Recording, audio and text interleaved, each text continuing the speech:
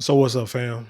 So we have a story here, a sad story, originating out of Baton Rouge, Louisiana. It ended up in Pennsylvania, where a young girl somehow made it across the country and just to be trafficked by these low life predators. But let's get into this story and see if we can hash out some of these details. Don't forget to like, share, comment, and subscribe. And when you do subscribe, hit the notification bell. So every time I drop a video, you will be the first to know about it. Let's hit it. Investigators say 26-year-old ki-shawn kept the girl hidden for days inside his Brighton Heights home. An amount of policemen, SWAT, FBI, US Marshals, up and down the road. And then I saw a girl, which looked like a girl, very small, being pulled out and taken to the right, which was where the ambulance was. According to police, Crumity met the teen on Snapchat, luring her from Baker to Pennsylvania with promises of safety and adoption. Instead, investigators say he gave her alcohol and edibles, then sexually assaulted her multiple times before police arrived. You would never think of any so atrocious like that. It's just horrible. Detectives say Crumity wasn't alone. A woman from Washington, D.C. allegedly traveled with the teen to Pittsburgh, and the three slept in the same basement bed. The U.S. Marshals tracked the girl's path and then tipped off Pittsburgh police Thursday evening. It makes me happy that they were making that the arrest, between everybody for that. It's scary though. Just crazy. Unnerving, yeah.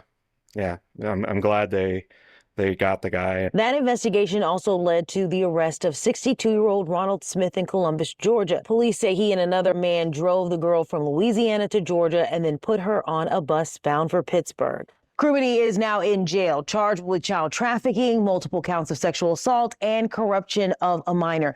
The girl is receiving medical care and support as investigators pursue additional arrests and charges.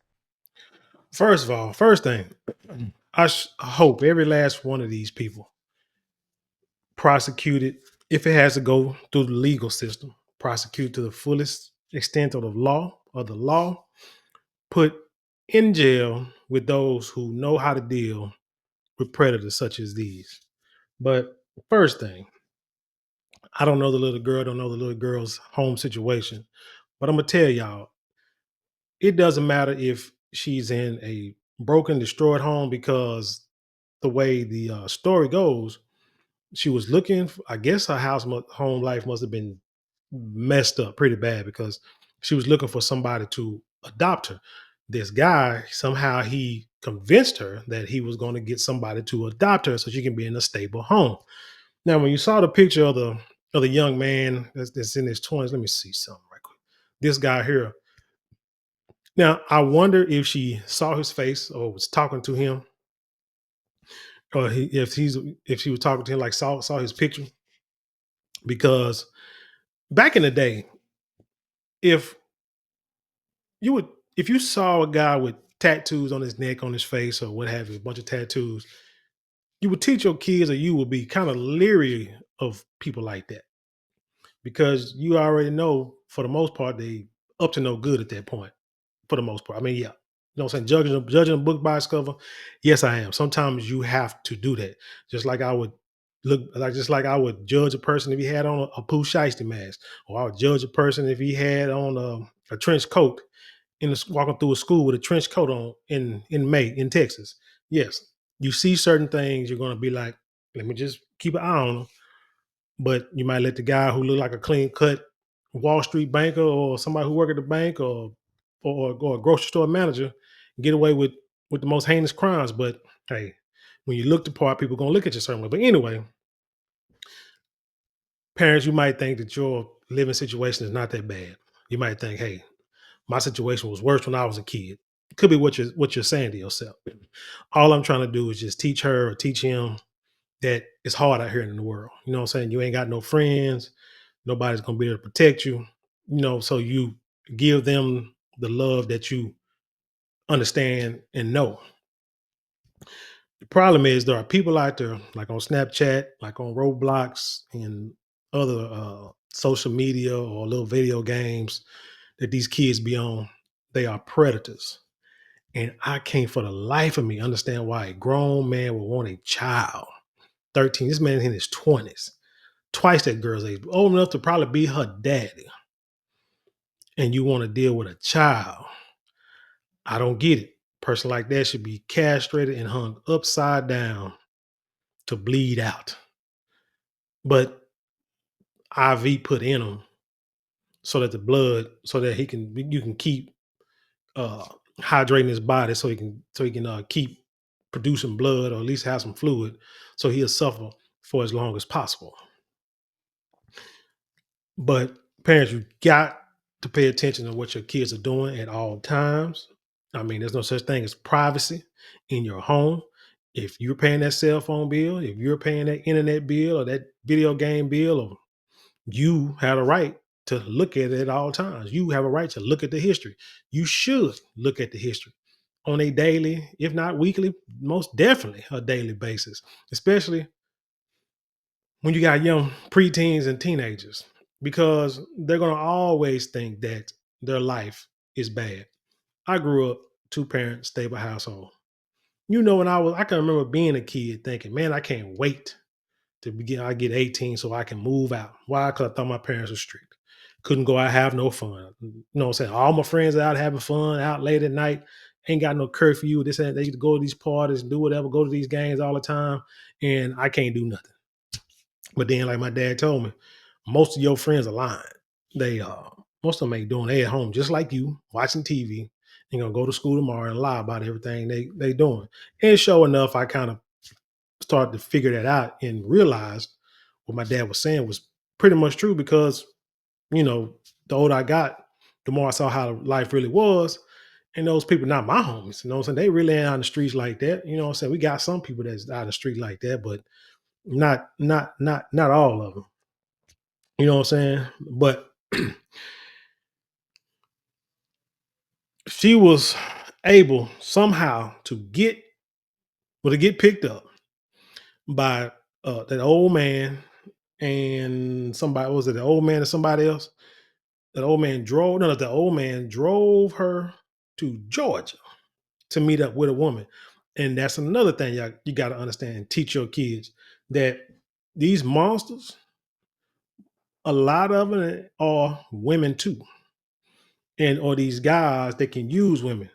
I've seen a lot of stories like uh where like pimps, they use they bottom chick or they one chick to help recruit other females, because there's I guess a common, there's some familiarity to them, because they're all females.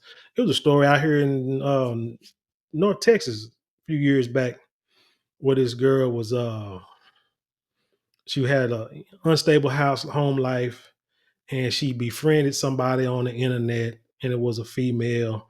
They talking about back and forth about their problems and issues they're having at home. And so eventually she convinced the young girl that she can come stay with her. You know what I'm saying? Because we know how parents are. Your mama don't understand this, and the third daddy don't want you, blah, blah, blah. End up getting a girl. Next thing you know, she say she get there, boom. First thing she saw was a dude there, big dude there.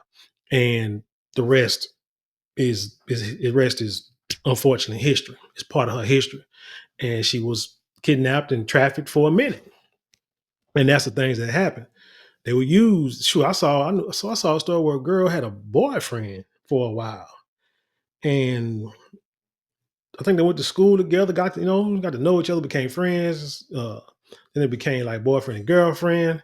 And then one day he took her to his house, and I don't know if it was his daddy or his uncle or somebody was there the first time she went there. Boom, that was it.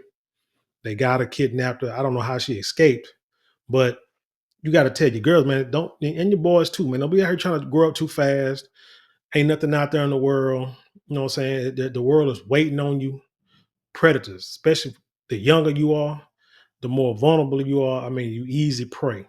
A lot of y'all like to sit there and be on your phone while you walking, you know what I'm saying? Texting and scrolling while you walking, ain't looking around, ain't paying attention to your surroundings, and then you get caught up. You got folks out here who are doing kidnappings in the middle of the day, broad daylight. Ain't worried about what you're thinking, ain't worried about who's around, because I mean, they trying to they got a mission to accomplish. And so they're gonna get what they need to get, what they feel they need. But anyway, point is, parents, watch your children, teach your children. You know what I'm saying? Point out problems. Let them watch TV shows and documentaries that show what happened to these kids that get on these apps and get kidnapped. Kids get kidnapped, what, regardless. You got people out there that talk good, talk sweet to them, and then once they get their grips on them, they're out there on the streets, you know what I'm saying, selling, doing something strange for a piece of change. And I don't care.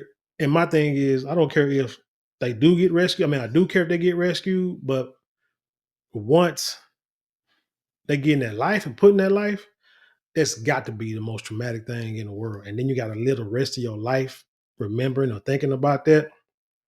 Nah, that's not a life you want your children to live. And I know people gonna say, "Man, I did the best I could," and this, that. Nah, the best you can do is to watch your children like a hawk, pay attention to them, and give them some time, spend quality time, good quality time with them. Not just trying to be their friends and always laughing and joking and and taking them to McDonald's and crap like that. I mean, you still, you don't be their friends. You don't. You set rules. You study. You make sure they do their homework. You make sure they do their reading, math. You know what I'm saying? You choose and pick and choose their friends. Their friends. You need to know who their parents are, who their friends are, who they hanging out with. If you feel like they're no good, and might be something fishy or shady about them, ain't nothing wrong with saying, nah, you can't go kick it with them. Something about them I don't try. And talk to your kids. I don't know, something about them it just don't seem right. Don't just be like, nah, you can't kick it with them. You can't hang with them. You can't be your friend and walk off. It's got to be something, but you got to get that rapport and you got to start early. Early. Don't wait till they 12, 13, 14 years old thinking you finna put the rules down because it's too late. It's too late because that's about the time where they start bucking and start feeling themselves. And now you got a major uphill battle. But anyway, tell me what you think about this story. Leave your comments below, share it with the world. Let's have an intelligent conversation. You know how we do around here. Don't forget to like, share, comment, and subscribe. Those 4 things cost you maybe a couple of minutes out your day, but it means the world to us here at this channel. Now, with that being said, I leave you in peace and love, and I'll see you on the other side.